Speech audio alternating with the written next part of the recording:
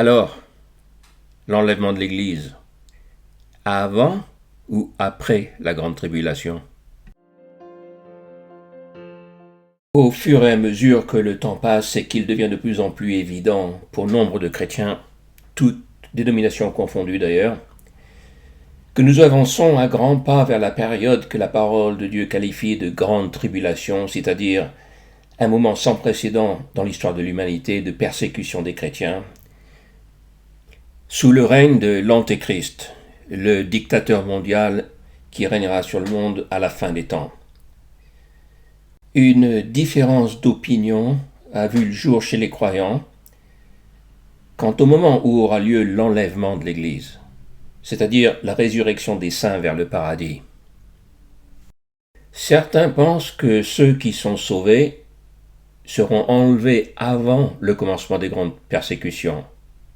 D'autres, au contraire, pensent que les Écritures indiquent que cet enlèvement aura lieu au moment du retour de Jésus-Christ, et donc qu'ils auront à subir les persécutions. Eh bien, pour savoir qui a raison, nous allons procéder comme à notre habitude, c'est-à-dire nous tourner vers les Écritures. Que nous dit la parole de Dieu? De nombreux passages de la Bible font référence à cette période de tribulation pour les croyants.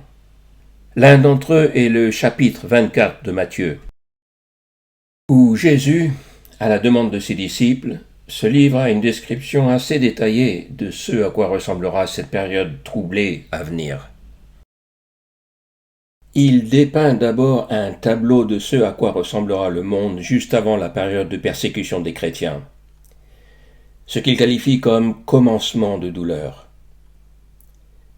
Il nous dit que nous entendrons parler de guerre et de bruit de guerre, et que nation s'élèvera contre nation et royaume contre royaume, qu'il y aura des famines et des pestilences, des épidémies, qu'il y aura des tremblements de terre en divers lieux. Tout ça vous semble-t-il familier?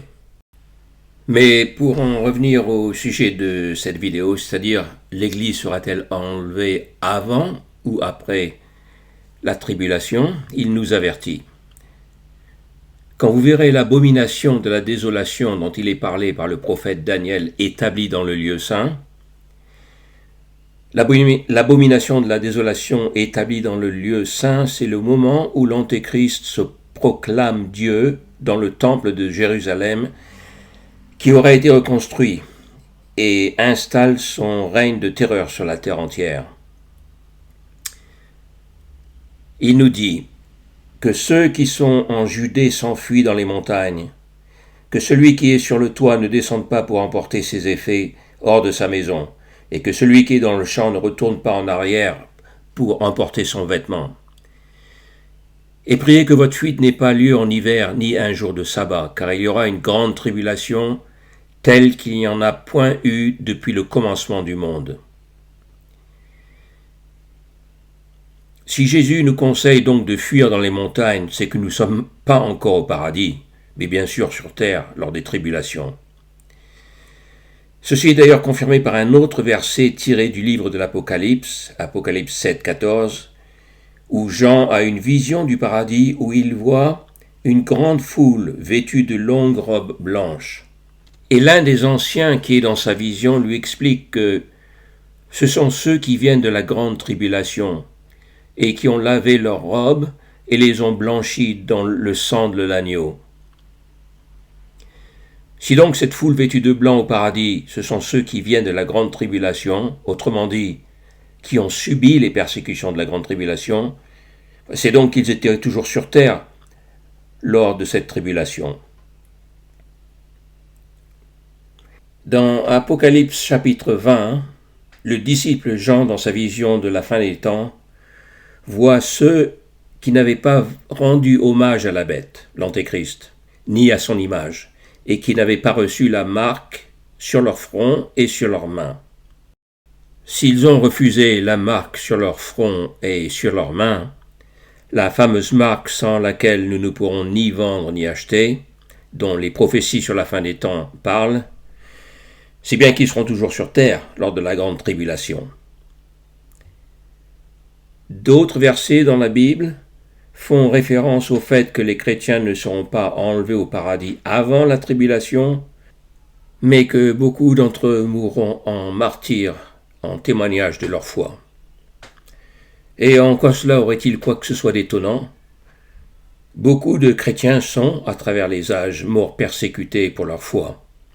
Depuis les premiers chrétiens dans les catacombes, suppliciés dans les arènes romaines pour la distraction des foules païennes, jusqu'à ceux qui encore de nos jours meurent dans les geôles communistes ou de tout autre régime totalitaire à travers le monde, plutôt que de renier leur foi. Car pour nous, chrétiens, nous estimons que les souffrances du temps présent ne sont pas dignes d'être comparées avec la gloire à venir qui doit nous être révélée. Et vivre, c'est Christ, et mourir, un gain. Nous allons devoir subir les persécutions de la grande tribulation. Et beaucoup tomberont tués. Mais pour nous qui croyons en Jésus, le futur est aussi brillant que les promesses de Dieu.